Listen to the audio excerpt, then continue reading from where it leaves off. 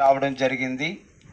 ప్రభునందు దేవుని బిడ్డలారా, కొద్ది మాటలు మీరు ఏ పనిలో ఉన్నా ఆలకించవలసిందిగా కోరి ప్రార్థిస్తూ ఉన్నాము. ప్రయాసపడి భారం వస్తున్న సమస్త జనులారా నా యొద్దకు రండి అని పరిశుద్ధ గ్రంథములో ప్రియులారా దేవుని వాక్యాన్ని మీకు జ్ఞాపకం చేస్తున్నాను. ప్రియులారా, నిజమే, ఈ లోకములో పుట్టి పెరిగి ప్రియులారా మనం బ్రతకడం కోసం, మనం జీవించడం కోసం ఎన్నో కష్టాలు, ఎన్నో బాధలు ప్రయాసపడుతూ ఉన్నాం ప్రియులారా. అయితే సృష్టికర్త అయినటువంటి దేవుని యందు భయభక్తులు కలిగి జీవించినట్లయితే దేవుడు అనేక రీతిలుగా, అనేక రకాలుగా మీ కుటుంబాలను, మీ బిడ్డలను, మీ యజమానులు, యజమానురాలను, మీ సమస్తాన్ని కూడా దీవించే దేవుడు, ఆశీర్వదించే దేవుడు, నడిపించే దేవుడు. ప్రియులారా, మీరు ఏ పని చేస్తున్నప్పటికీ కూడా ప్రభునందు మాత్రము ప్రార్థనా శక్తి కలిగి జీవించినట్లయితే, ఆయన యందు ప్రియులారా మీరు నిలిచినట్లయితే దేవుడు బహుగా దీవిస్తాడు, ఆశీర్వదిస్తాడు.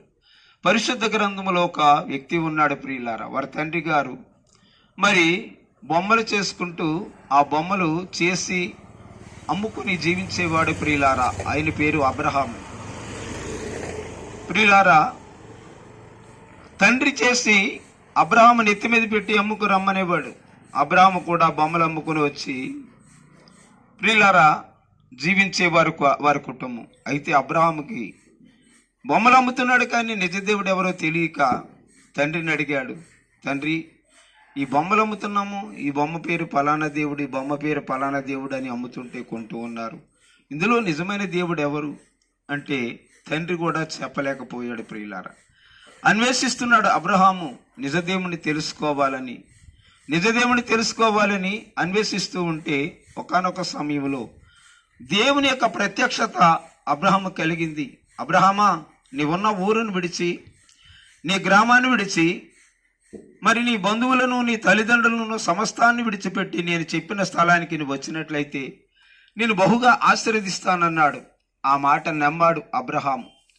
అబ్రహాము ఆ మాట నమ్మకముందు ఆయన పేరు కూడా అబ్రాము, తర్వాత ప్రభులోకి వచ్చిన తర్వాత అబ్రహాము అని పిలువబడింది. ప్రియులారా, అంటే దేవుని యందు మన విశ్వాసం ఉంచితే దేవుడు ప్రియులారా ఒక మార్పు అనేది మన జీవితాల్లో కనబడుతుందని ప్రతి ఒక్కరూ గమనించాలి.